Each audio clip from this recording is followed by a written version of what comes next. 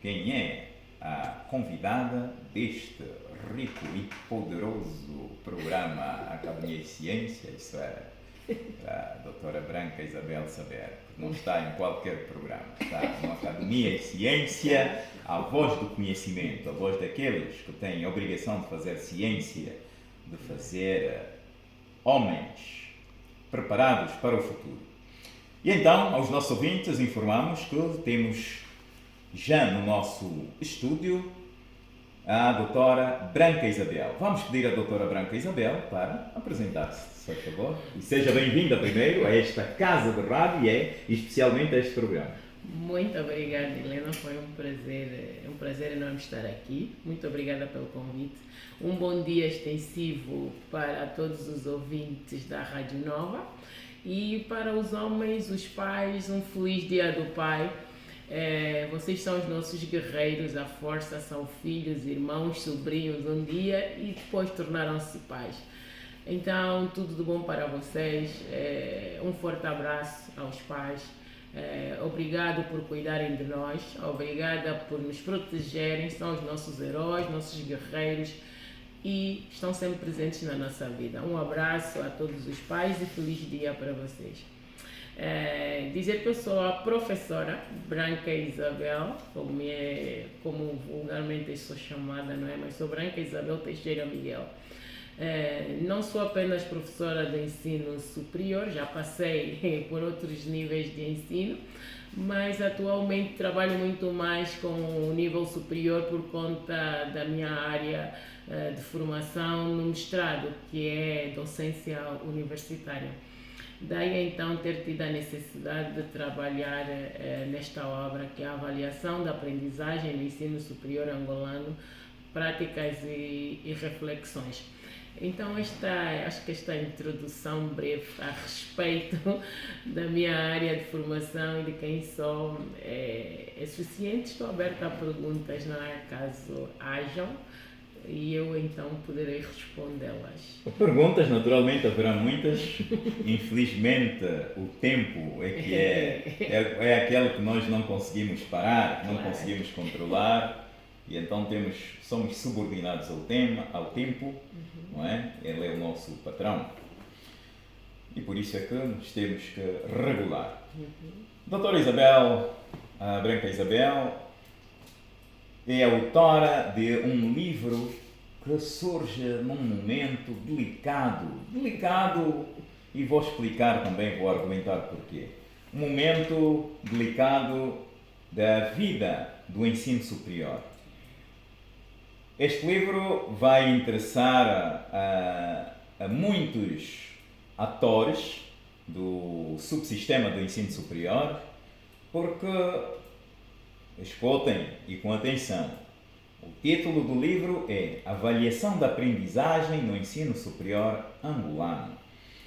E eu digo que é um momento delicado porque neste preciso momento todas as instituições do ensino superior estão em pânico, e é mesmo pânico porque o INARES, o Instituto Nacional de Avaliação e Acreditação do Ensino Superior, decidiu, não é? Como um órgão. E eu participei. Participou. Exatamente. E como um órgão do Ministério de Tutela, está a direcionar um processo, está a orientar um processo que está a obrigar as instituições do ensino superior a organizarem-se, a arrumarem-se, a porem as coisas no lugar. Porque a verdade é que este país tem que endireitar e tem que começar a ser endireitado, começando pela educação. O que é que não depende da educação? É que eu tenho estado a dizer aqui sempre. Mas, não, minha palavra hoje vale muito pouco, queremos ouvir, é da doutora Isabel. O que é que motivou a doutora Isabel para lançar-se neste desafio que não é de pouco peso? Claramente. Olha, a princípio foi por conta do trabalho que devia ser feito para a dissertação de mestrado.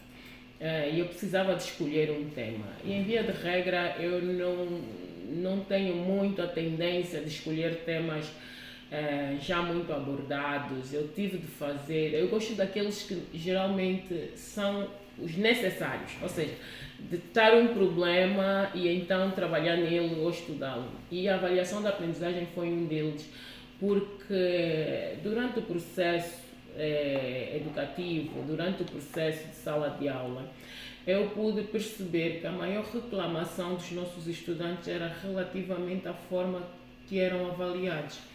E eu tive de anuir, porque eu dizia assim, realmente quando se apresentam os processos, as metodologias e a forma como os alunos são avaliados, eu digo não, a maioria de nós, os professores, não avaliamos, nós verificamos a aprendizagem.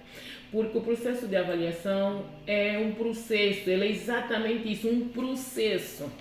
E em via de regra, nota-se que em sala de aulas foca-se muito no exame, na prova escrita para avaliar o estudante. E não é bem assim. Nós temos consciência que temos o processo da avaliação diagnóstica, avaliação formativa e depois a avaliação sumativa. Mas dentro desses três momentos, existe uma série de ferramentas que poderão ser usadas para avaliar a aprendizagem. E uma das coisas que os estudantes disseram foi, professora, era possível dar alguma palestra abordando o tema avaliação da aprendizagem? Eu perguntei por quê. É incrível, nós temos problemas sérios em sala de aula com avaliação, nós não concordamos na maioria das vezes a forma como somos avaliados e nós notamos que a professora tem uma metodologia diferente de nos avaliar. A aluna disse, eu tive, por exemplo, 12 numa prova, mas depois a professora apareceu com 15 e eu perguntei onde é que saíram os 3. A professora disse, não, é o processo contínuo da avaliação e fui acrescentando isso à vossa nota.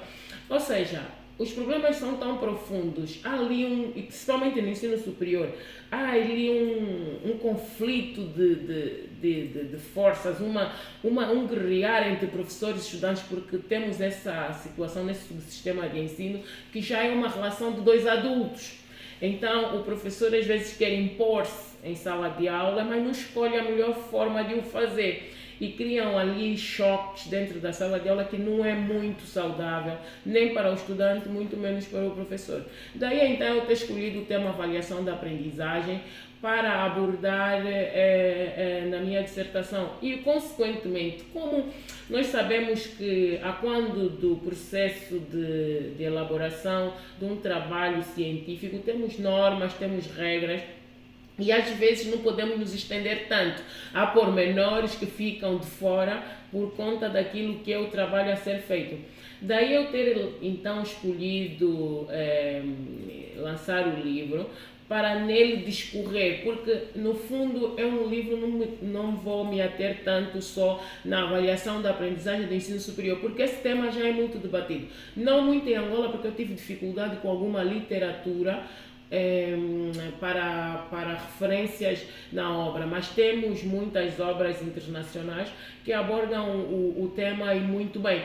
Eu fui mais me ater nas práticas e reflexões a respeito destas práticas, porque encontram-se livros, eles estão aí disponíveis, mas será que nós lemos?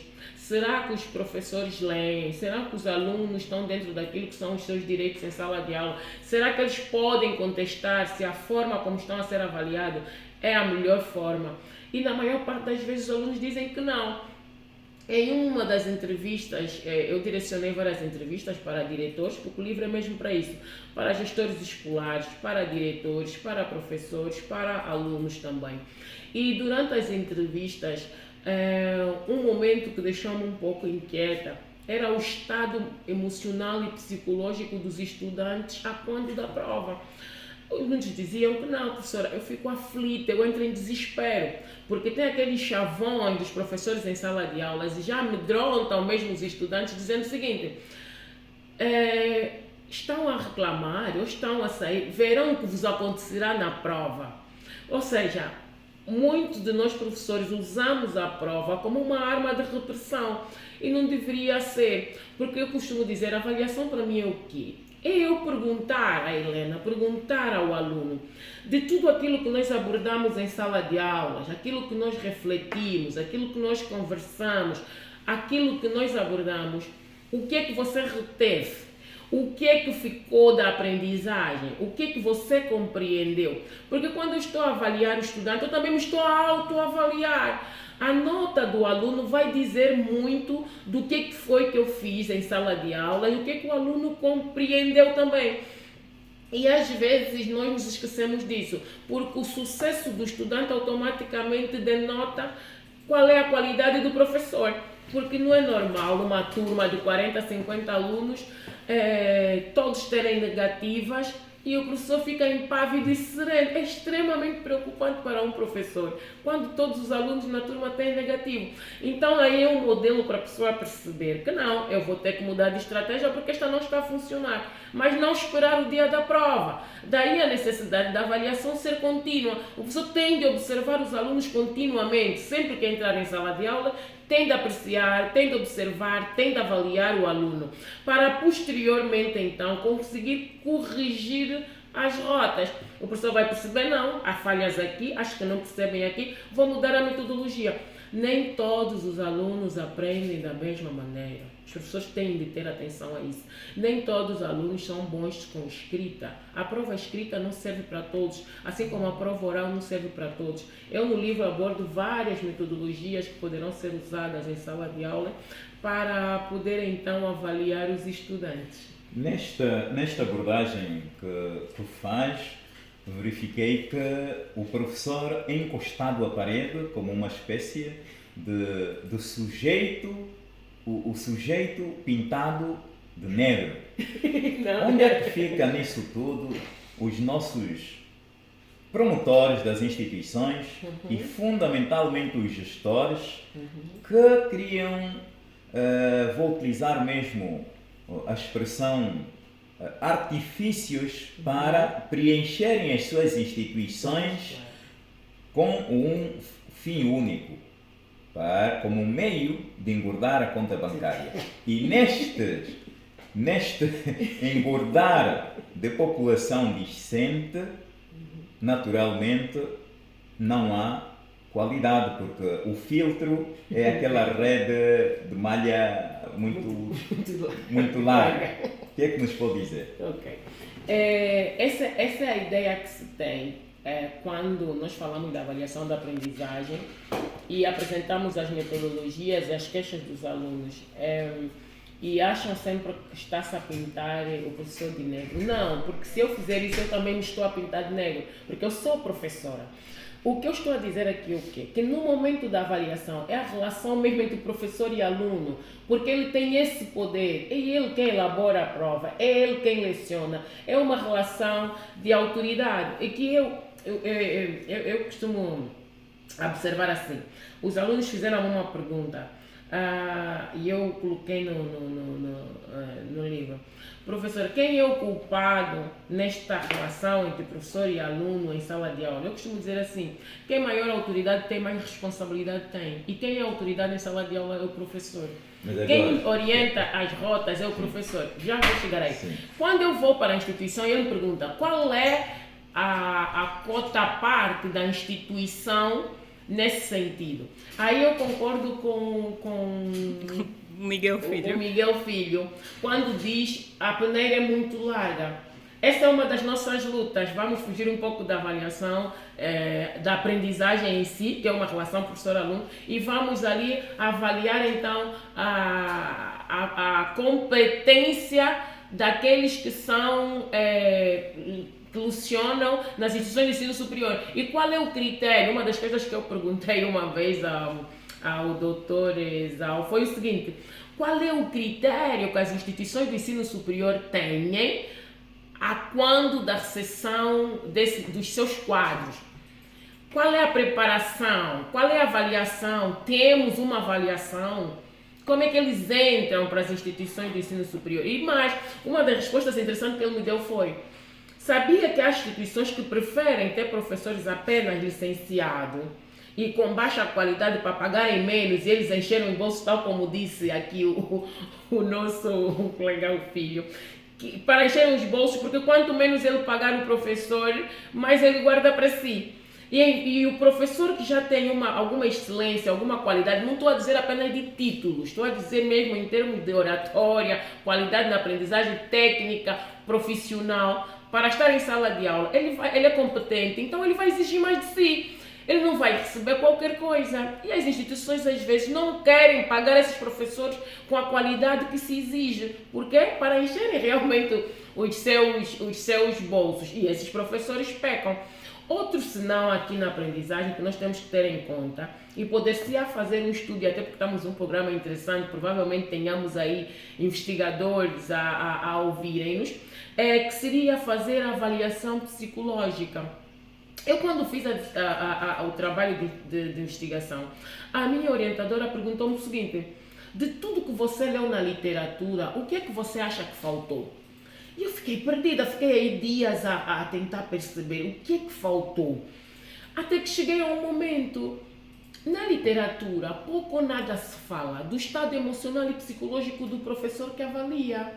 Eu disse, se a ciência nos diz que, em regra, no meio de 5 pessoas tem sempre um psicopata em menor ou em maior escala, em maior grau, não é de duvidar que nós também tenhamos psicopatas, sociopatas e desequilibrados em sala de aula. Porque às vezes as aberrações que são cometidas em sala de aula por certos professores, por favor, aqueles que sabem que fazem bem o seu trabalho, que são amorosos, que são atenciosos, que são tecnicistas, pessoas que cuidam realmente, estão preocupados com a aprendizagem, não se sintam mal com a abordagem. As queixas são constantes, são permanentes, é só entramos em sala de aulas, tem sempre um aluno com alguma frustração, alunos inclusive que desistiram da academia por conta de um professor que foi extremamente brutal, agressivo com o estudante. Então, as instituições também têm a sua cota à parte. Avaliarem melhor os quadros que recebem, dar informações constantes. Será que as instituições formam os seus quadros, preparam, fazem refrescamentos? Os professores, as instituições têm livros, têm bibliotecas, acompanham os seus quadros, participam, fiscalizam as salas de aulas, percebem que se o professor se prepara para estar em sala de aula, porque temos um sinal. Eu já fui do ciclo primário, já fui professora da 4ª, 6ª classe e posso dizer, já dei algumas aulas particulares no ensino médio. E posso dizer o seguinte, às vezes os professores de ensino primário têm mais atenção, preparam muito melhor às vezes a matéria a ser lecionada, os conteúdos, do que um professor de ensino superior. Porque ele tem na cabeça, né, eu já sei, eu já conheço, eu vou chegar em sala de aula com um caderno e vou despejar aquilo. Não. E temos outro sinal. Alguns de nós não são exatamente professores. São técnicos superiores em outras áreas e que não estudaram pedagogia, não estudaram a didática. Sabem para si, mas não sabem transmitir. A técnica que eu uso para dar uma aula de geografia não é a mesma que eu vou usar para dar uma aula de matemática. E às vezes tu informas isso, há uma resistência muito grande de alguns professores. E a maioria dos nossos cursos não são para a área da educação. São áreas diferentes daquela que o professor tem como sua arma de utilização. Então precisamos todos ter atenção a isso. É sempre um tripé, professor, aluno, instituição. Todos nós podemos de algum modo trabalhar para melhorar esse quadro e sermos profícuos naquilo que é a avaliação da aprendizagem no ensino superior. Mas digo já que o livro eu não abordo apenas para o ensino superior. Eu criei aí tabelas e mapas que servem muito bem para outros subsistemas de ensino. Fala-se muito sobre o tripé, e este tripé sabemos que tem sido mais útil nos manuais. É de opinião de que a avaliação, como tem estado a ser tida nos manuais e que reflete fundamentalmente realidades de países onde a educação está mais organizada, é aplicável no nosso contexto angolano, sabendo-se das assimetrias que existem? atualmente? Foi exatamente isso que eu disse anteriormente, que nós podemos sempre ir buscar lá de fora alguma coisa boa que sirva para nós, mas é necessário adaptar a nossa realidade. Nós não podemos trazer algo de fora que não é aplicável. Por exemplo, uma metodologia que tens que usar tecnologia de ponta em sala de aula. E tu tens uma sala que não tens todo esse aparato tecnológico. Tens que adaptar à tua realidade. Por exemplo, tu estás num município em que tu podes usar a madeira, a árvore, o chão, o papel, uma série de ferramentas que nós chamamos os meios de ensino. Tu vais adaptar aquilo que você recebeu das outras realidades para a nossa. Não temos excessivamente que pegar naquilo que está lá fora e trazer para aqui, mas as metodologias são aplicáveis.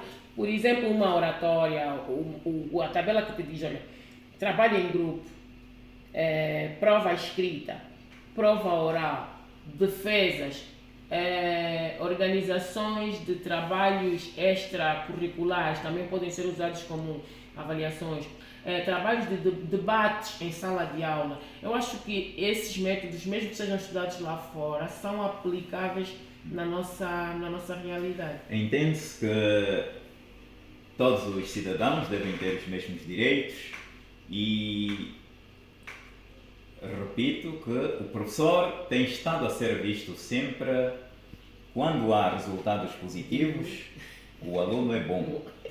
Quando há resultados negativos, o professor é o pior da fita.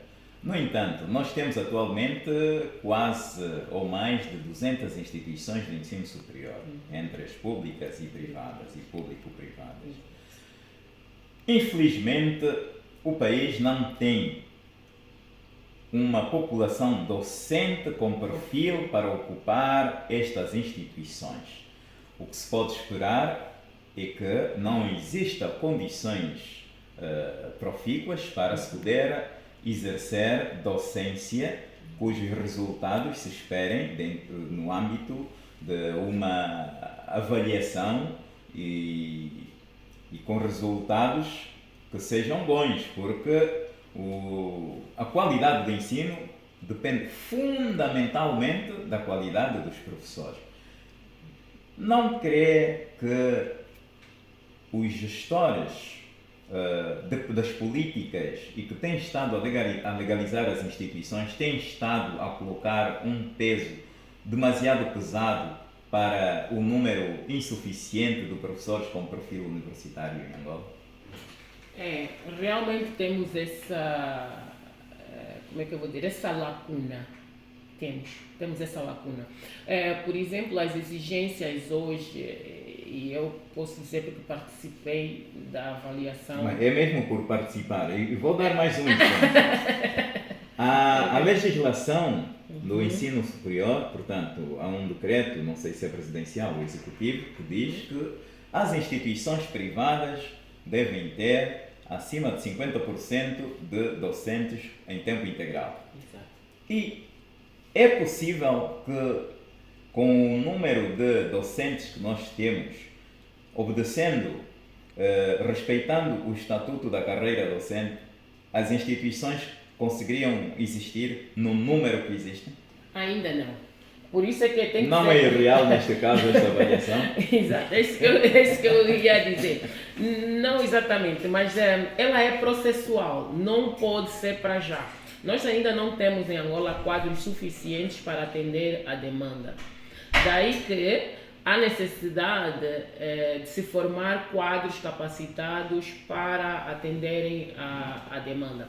Mas também compreendemos, se repararam bem os resultados, muitas instituições que não estão se a preparar ou que não têm as condições necessárias vão bem fechar. Alguns cursos foram fechados porque não têm capacidade ou então não atendem aquilo que são os critérios de avaliação feitos pelo órgão de tutela. Mas é processual, nós temos que formar quadros capacitados para a área, porque nós temos um número já elevado de licenciados no país. ainda não temos um grande número de mestres. Parece que estamos a ter muitos mestres formados agora, mas ainda não é suficiente para atender as nossas instituições de ensino superior. Doutores, então, deverei dizer que o número é ínfimo. Então, mas temos que começar de algum lugar, temos que começar a trabalhar agora para incentivarmos as instituições também, por exemplo, as privadas, a formarem quadros. Porque tu não podes ter um quadro na instituição há 10, 15 anos e tu mantens o quadro lá impávido e sereno, no mesmo grau acadêmico, não preparas, tu não desenvolves programas de formação de quadro, porque a avaliação das instituições tem uma série de critérios a serem avaliados. Não se avaliam apenas o quadro docente, tem o quadro do currículo, infraestrutura, o programa. Temos uma série de itens a serem avaliados.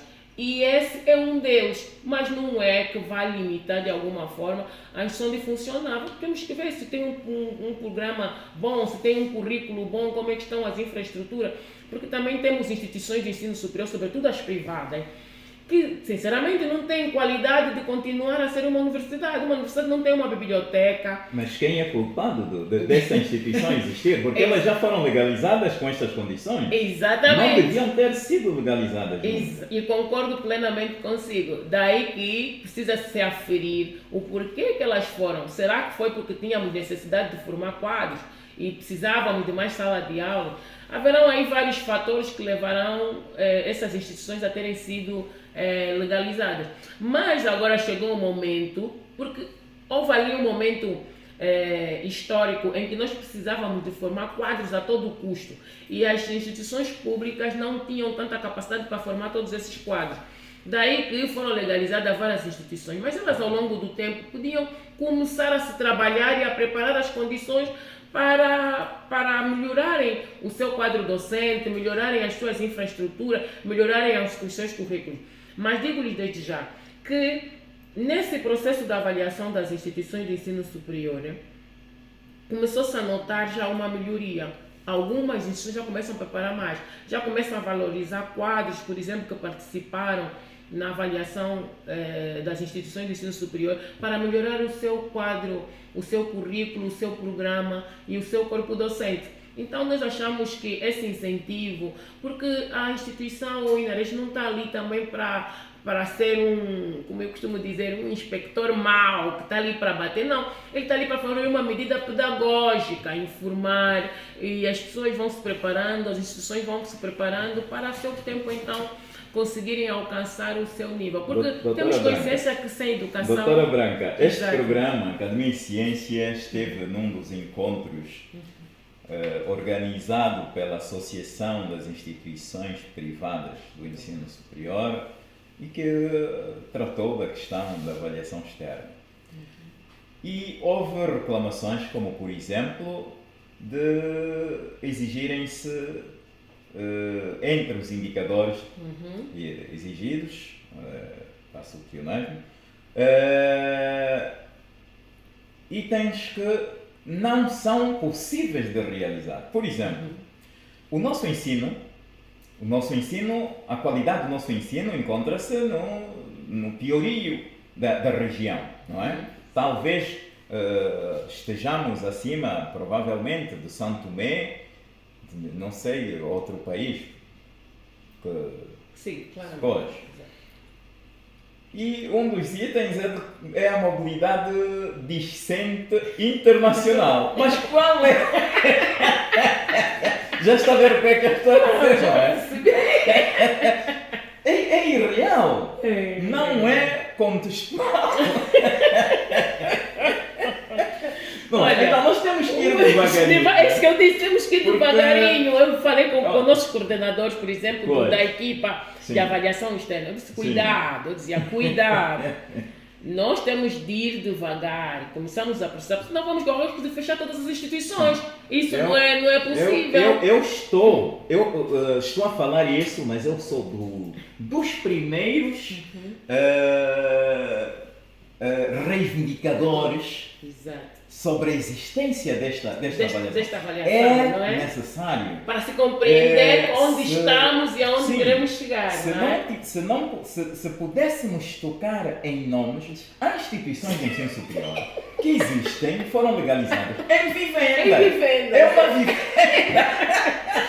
E quem anda? É verdade, é Então, verdade. o Ministério teve a coragem e acredito que Sim, o Inarej, a direção do Inarej, Estão a fazer um excelente trabalho. Estão a fazer um É. excelente trabalho. Exato. Também estão a aprender, naturalmente, Claramente, é a primeira claramente. vez, haverá erros e as instituições têm que cooperar, Claro, porque é assim claro. que todos nós. Aliás, qual é o ator no ensino superior, seja gestor ou não, que não quer o bem do ensino? Não é possível. Todos, Não é possível. não é? E então, essas. E com a educação não se brinca, não é? Com a educação não se brinca e nós queremos melhorar e para desenvolver o país necessariamente nós precisamos de uma educação de qualidade. E nós sabemos que quase não. Todos os países que têm um índice de desenvolvimento humano muito alto é porque têm a educação muito em cima. Às vezes eu ouço pessoas a dizer assim, não, a educação já não é o que era. Eu disse, olha, podes investir na agricultura, podes investir na medicina. Se tu não investes na educação, tudo isso vai ruir. Por quê? A educação é aquela que suporta toda a base de desenvolvimento de qualquer nação. Tu não tens educação de qualidade, tu não tens um país desenvolvido, ponto. Porque se tu não formas as pessoas, tu constróis, essas pessoas não formadas vão destruir o que foi construído. Tu precisas formar aqui, aplicar na educação e todos os outros setores vêm por arresto. É necessário. Tu não tens um médico de qualidade se tu não tiveres educação de qualidade. Tu vais ter saúde boa como se não tens educação boa. A educação é que forma os médicos, que forma os enfermeiros. Como é que tu vais ter engenharia boa se não tens educação boa? A educação é que forma os engenheiros. Então não é possível dissociar a educação do desenvolvimento do país. Eu faço algumas sugestões na obra, voltando aqui ao nosso assunto, eu digo já agora que ela vai ser lançada no dia 28 de março. Ainda não foi lançado. Não. E então, deixe-me antes dizer dia 28 de março. que do pouco que estive a ler do livro, eu recomendo. Eu recomendo porque tenho estado a acompanhar assim um pouco à distância esse processo de avaliação e tem aqui algumas dicas que às vezes a gente pensa, isso eu sei. Mas a gente tem que ser humilde e saber que a gente não sabe tudo, não é? E a gente tem a obrigação de ficar preocupado porque o conhecimento tem sempre fontes inesgotáveis. Claro. E então eu recomendo, ainda bem, não me informou que ainda nem foi lançado, então vai estar lá. Chamo a todos estudantes e fundamentalmente os gestores e promotores. E os promotores, por exemplo, podem comprar a obra e oferecer aos seus professores. Por que não? Estão sempre a reclamar que os professores não fazem. O que é que você já forneceu de ferramenta aos seus professores para que eles possam trabalhar? Porque nós sabemos que nós professores também não ganhamos muito assim. Eu gostaria de fazer alusão a dois promotores a quem eu tiro o chapéu. Que estão sempre aí em saber, em ajudar. Que é o promotor da Universidade que está no Talatona. Cupra? Não. Sim. Mas o promotor desta universidade está sempre presente do princípio ao fim das reuniões que trata de tudo sobre o ensino superior. Magnífico. Sim. Magnífico. E existe outro de uma instituição privada também de Benguela, o Dr. Basílio, a quem também tiro o chapéu. Então, é importante que os donos, vamos dizer donos, a gente vamos falar promotores, muitos não sabem, os donos possam acompanhar para ajudarem os gestores que estão à frente das suas, vou dizer, as suas empresas, entre aspas. Sim, então, olha, por exemplo, Isabel, o bom do Matuatundila vai comprar um número bom de livros para servir de orientação para os seus professores. Então, vários professores vão ter acesso à obra porque a instituição resolveu comprar a obra para... Isso é muito bom e encorajamos, então, ao doutor, não é doutor, mas pronto, vou chamar, é o doutor Pita, que eu respeito muito, e ao Basílio, que são promotores exemplares. Exato. E como o tempo já está mesmo escasso, doutora Isabel, diga quando e onde vai lançar o livro, que é para a gente ajudar a dirigir os atores principais do ensino, não só superior, ao local da venda. Olha, da venda não, da apresentação do livro, claramente. Olha, o livro será lançado no dia 28 de março, no Nova Vida, no Instituto Politécnico Privado Bondo Matuatunguila, Rua 40, às 16 horas. Será numa sexta-feira. Convido a todos a se fazerem presentes, não vão se arrepender.